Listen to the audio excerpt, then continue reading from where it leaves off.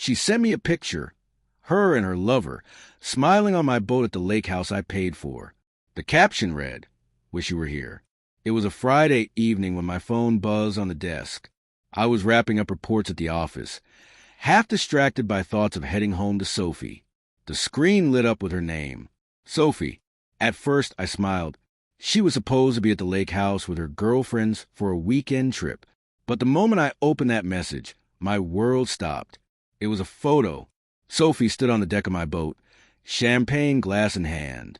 But the arm around her waist didn't belong to one of her girlfriends. It belonged to another man. They were pressed close, laughing, with the lake shimmering behind them. And below it, those words, "Wish you were here." My chest tightened. My hands shook. The noise of the office faded. The ringing phones, the whir of printers, gone. I just stared at the screen. Hollow, not only had she betrayed me, she had flaunted it on my boat at my lake house. The very dream I had saved for, poured myself into, and she thought it was a joke. I dropped the phone onto the desk and leaned back, numb. Memories flooded me. Our vows, our first apartment, the night she cried when I surprised her with that lake house. All of it felt like lies now. I wanted to call her, to shout, to demand why. But another voice inside me whispered, no, don't give her that power. So I didn't.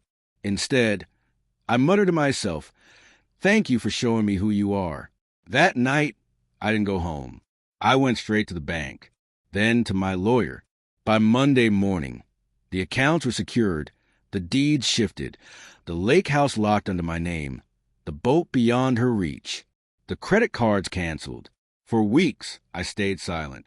She came back from her so-called girls' trip, glowing, smiling as if nothing had happened.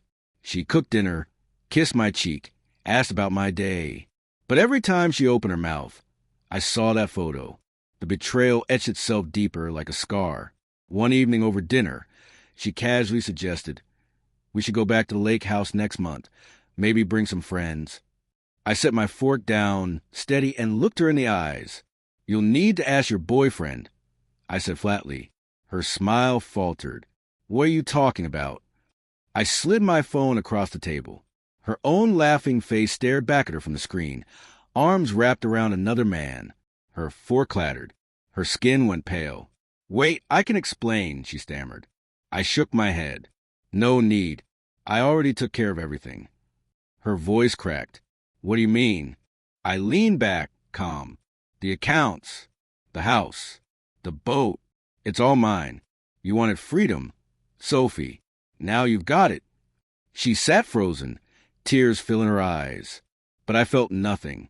No pity. For years, I had given her everything. My trust, my money, my heart. And she had thrown it away for a cheap thrill. I rose, slipped on my coat, and said quietly, I hope he was worth it, because now he's all you have left. The door closed behind me, sharp and final. For the first time in years, I felt free.